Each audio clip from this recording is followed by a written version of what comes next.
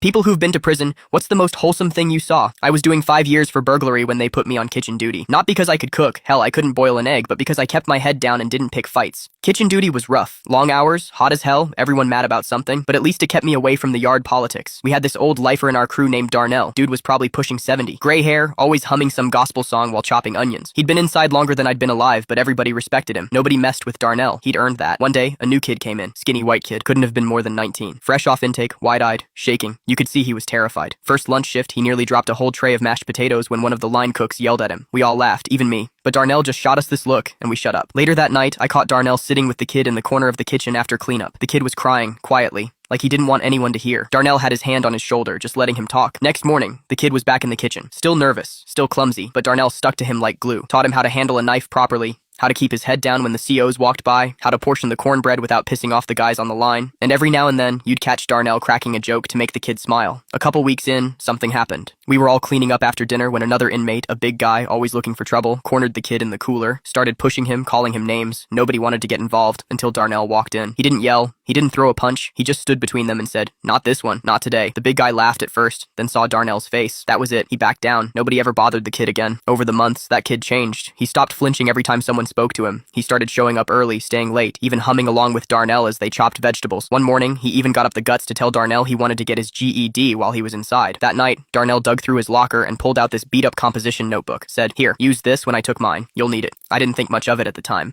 But then the kid started spending every spare minute at the library. Came back every night with that notebook full of scribbles and practice tests. Darnell would sit with him after lights out, whispering answers, helping him sound out the words. About 8 months later, the kid came running into the kitchen during lunch prep, waving a piece of paper like it was a golden ticket. He'd passed. Got his GED. We all cheered, but Darnell just smiled, nodded, and went back to stirring the beans.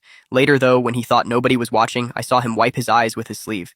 When the kid's release date finally came, Darnell handed him the notebook back, said, "You don't owe me nothing. Just make sure you don't come back here." The kid hugged him so tight it looked like he'd never let go, and then he was gone. A week later, a letter came for Darnell. We didn't get mail much in the kitchen, but the CO brought it straight to him. Inside was a Polaroid of the kid in a cheap suit, standing in front of a little strip mall with a "Help Wanted" sign. On the back, he'd written, "I got the job. I'm staying out. Thank you for believing I could be more than this place." Darnell tucked that photo into his Bible and never said a word about it, but every night after, you could hear him humming a little louder while he chopped onions, and I swear, it made that whole kitchen feel just a little less like prison.